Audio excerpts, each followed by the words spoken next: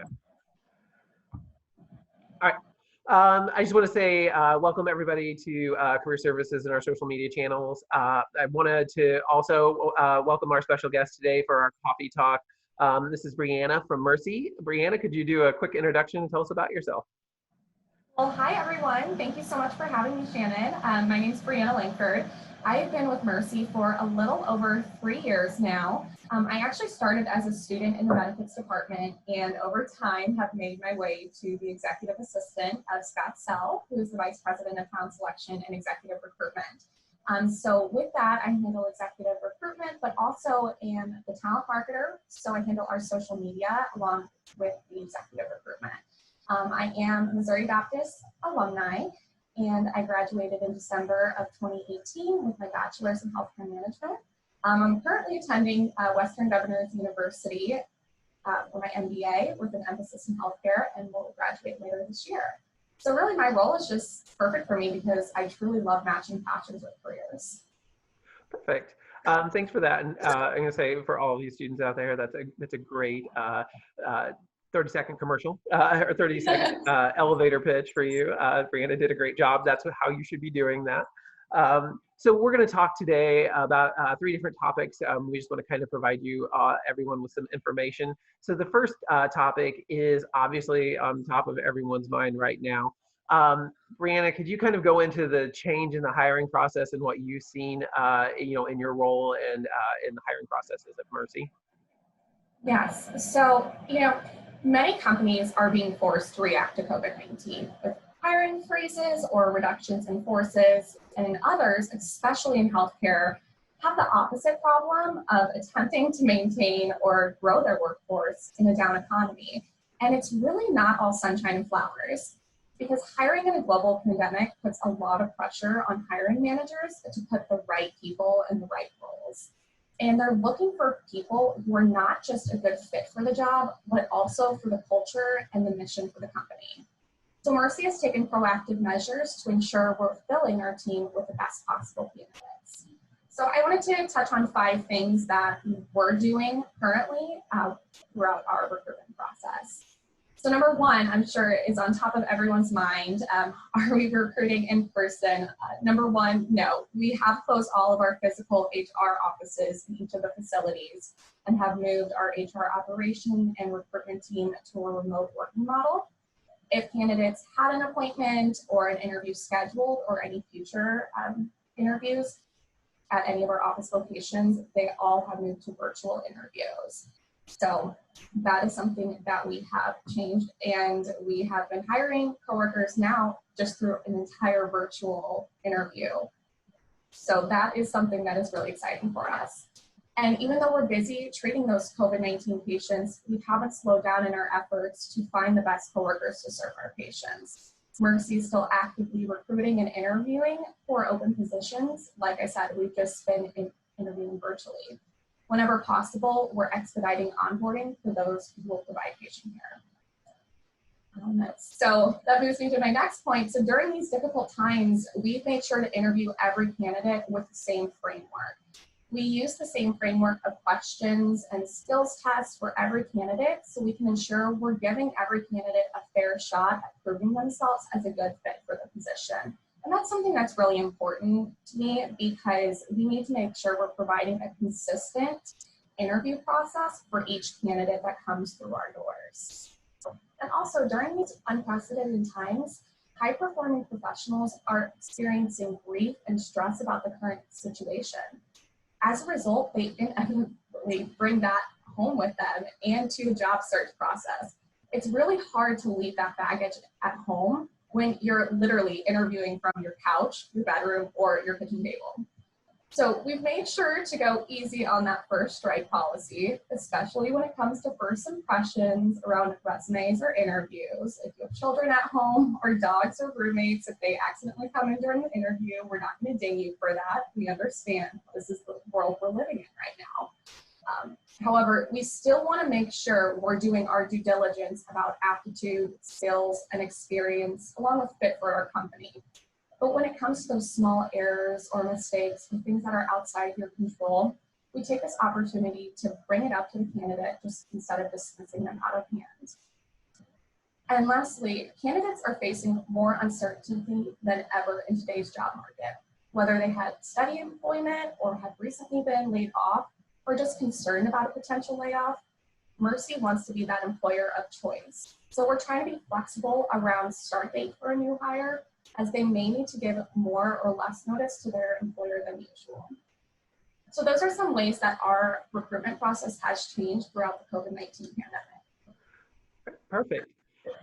So one thing that's on the, and it was kind of covered in that answer too, but a question that's on everyone's mind is those virtual interviews. You mentioned a little bit about virtual interviewing and maybe being a little less critical of first impressions and things along those lines. What are a couple of the best practices that you might advise a recent graduate or an alumnus who's this is their first foray into virtual interviewing? What are some best practices or tips that you might give them? Yeah, so the new reality of social distancing has changed the landscape of job interviews, which is why it's crucial for new job seekers or recent graduates to be prepared for the possibility for job interviews through platforms like WebEx, Zoom, Microsoft Teams, and Skype. So I know the most popular one people are using right now is Zoom, but you got to get yourself prepared and familiar with those other platforms because not every employer is going to use Zoom. So a couple of things that I always tell people is make sure you dress the part. No business on the top, party on the bottom. You need to be fully dressed in professional attire.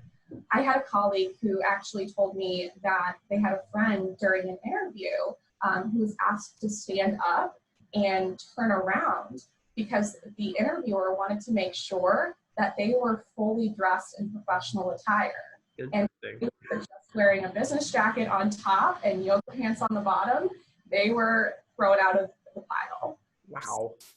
Yeah. So I'm not saying that's not something that Mercy is doing. I'm just throwing that out there as an example of, that's something that other companies are doing. So it's always important to dress the part, and plus you'll feel better about yourself too when you're doing it. It puts you in that frame, that mindset. Also, I feel, I'm wearing a suit. I'm in a professional mode. Absolutely. I mean, I've been coming into work, into the office throughout this entire pandemic, and even though I'm not seeing any vendors, I still make sure to dress the part because it helps me stay focused and have my eye on the prize. So that's one tip. Another tip is be prepared. This might be obvious to people, but you need to set the stage. Choose a neutral background and a clean space for interviews that are free of household appliances. Like you don't want to be, if you're doing it in your kitchen, you don't want to have your coffee maker in the background or your refrigerator. The great thing about Zoom is you can set a background. So be prepared to, if you want to do something like that. You want the interview to focus on you and not your surroundings. So if you do choose to upload a background, don't make it anything that's over the top and distracting. And number 3, lighting is very, very important. Make sure that you're sitting facing a light source so your face is illuminated during the interview. And even though you're on video, proper posture is key. Just like your mom always said, I know my mom always told me that, I'm sure your mom did too, don't slouch because body language is always conveying confidence. And always make sure you're avoiding background noise. I know it's inevitable in some situations with dogs, cats, or children, but if that's the case, disclose that to your interviewer at the beginning so they know that this might occur. And if it happens, just brush it off, keep going. Don't turn and yell at your dog to stop barking, because that'll show the interviewer how you handle situations under pressure. I'm keeping an eye on my cat right now. Are you? Yeah, he seems pretty content with the sun. So. Well, you did a really great job. At the beginning of this call, you said, "Well, I got to keep an eye on my cat." So that's perfect. That's what you're supposed to do. Because ultimately, while that interview might not be done in person, a virtual setting is pretty much the same thing, despite not being in that physical setting with one another. On that video interview, it's important that one reflects their true self. Make sure you're still using direct eye contact, smiling, and not interrupting the interviewer. All the same rules still apply as they would in person versus online. Great, thanks. All right, so finally, one thing, and this has been something that we've been stressing with students and every student that I've met with right now. Could you tell me a little bit about the importance of, number one, keeping your information updated, so your resume updated, but also the importance of having that presence online, especially a LinkedIn presence? Yes, okay, so this one will be a lengthy one, but it's so important. So if you haven't listened to anything I said before, listen to this. So regardless of what is going on, as you begin searching, applying, or interviewing for jobs, it's so important for you to keep your job search toolkit updated. As you search, you make sure your resume, cover letter, online profiles are up to date. And a lot of times, candidates forget to tailor their resume or cover letter for each job. And you need to constantly reassess whether you're applying for jobs that are a good fit for your background and experience level. Now, that's just something, rule of thumb, regardless of what's going on in the world. Now, as you search for jobs during COVID-19, it's likely that you're going to find opportunities in the essential workforce or remote jobs, even if you only work remote temporarily, because the country continues to practice social distancing. So as you're searching for those new positions, it's critical that you update your resume so your background and experience align with the positions you're looking for now. A lot of companies use an ATS, applicant tracking system. So as your resumes run through that, they're looking for those key skills, keywords to match with the job description. So I'm going to go through and give you some key resume tips that'll help you stand out and hopefully land a job throughout this pandemic. The first thing is remove your address. I can't tell you, Shannon, how many times I see a candidate's full address on their resume. You do not have to list that. Just put your city, state, and zip code. Number two, put a professional email address. If you don't have a professional email address, then make one, because you will use it throughout your entire life. And hyperlink it. It makes your recruiter's life so much easier. Don't use a school email and don't use a work email. The reason I say that is because you're not going to be going to Lindenwood for your entire life, and you won't have that email address for your entire life. So it's important for that employer to have an updated email address, because a lot of the times, if you don't get that job, your resume is still in their talent bank, and they might reach out to you in the future, because at that point you're considered a passive candidate versus an active candidate.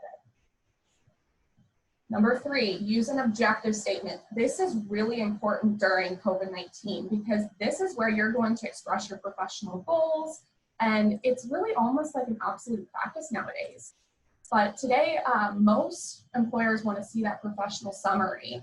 And this section is displaying your most noteworthy qualifications and communicates what you can bring to the role. And that is going to help you throughout this pandemic, because you can say, here's what I can help bring to your company throughout COVID-19. So if you can help, and if you can create a key objective statement that really makes you stand out, you're going to be on top of that recruiter's list. I mentioned ATS earlier, so that applicant tracking system. It can't read text placed in headers or footers.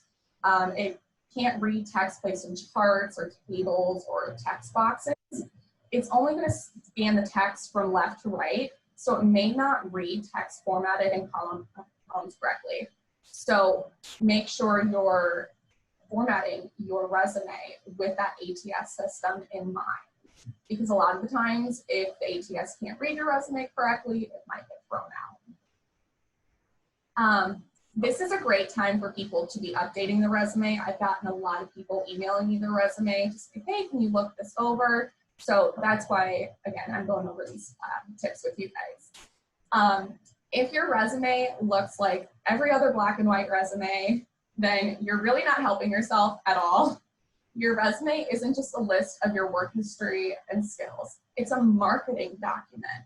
And color psychology is a key branding tactic used in marketing. Your personal brand, or how you want to present yourself to employers, is directly linked to your personality. Would you want to hire a black and white personality or a colorful personality? That's a question you have to ask yourself. So instead, you can use color strategically, that's the key word, strategically, impact an employer's perspective of you. You got to keep that resume looking professional by using conservative colors for your name, section headings, and other design elements.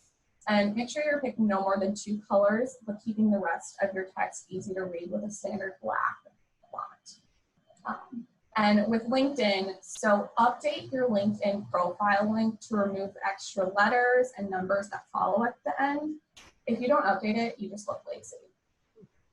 Now, with LinkedIn, this is the perfect time for you to grow your network. There are so many people who are sitting at home, bored, not knowing what to do. Get out there on LinkedIn, join groups, follow hashtags, and grow your network.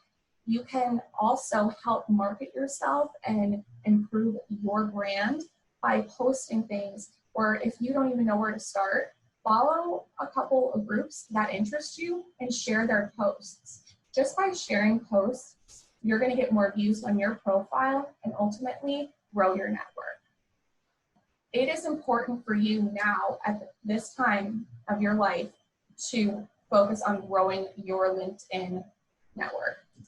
An employer wants to see someone who has a large LinkedIn network versus someone who has 1 or 2 connections. And if those 1 or 2 connections are just your parents, then we're gonna double think that right there. But LinkedIn, there's so much wonderful information on there, and also jobs being posted. So recruiters are actively reaching out to candidates who are posting their resume on there. And there's an option to list in your profile if you're actively looking for a job. And that's how us as recruiters will reach out to you. So if you want to be serious about your LinkedIn, make sure you're checking it constantly. Download the app, have your notifications on, share content, and make sure your information is up to date on your resume. Perfect. And that's something that I've tried to stress, especially now, is, a lot of the students and people that I've worked with have noted that, well, how am I going to network? How am I going to talk to people? Everyone's at home. And I always point out that through LinkedIn, once you make that connection, reach out to that person and ask them if you can do an informational interview. If they're willing to link with you, they may be willing to take 10 to 20 minutes out of their time to talk. And all of a sudden, you've built that connection. Exactly.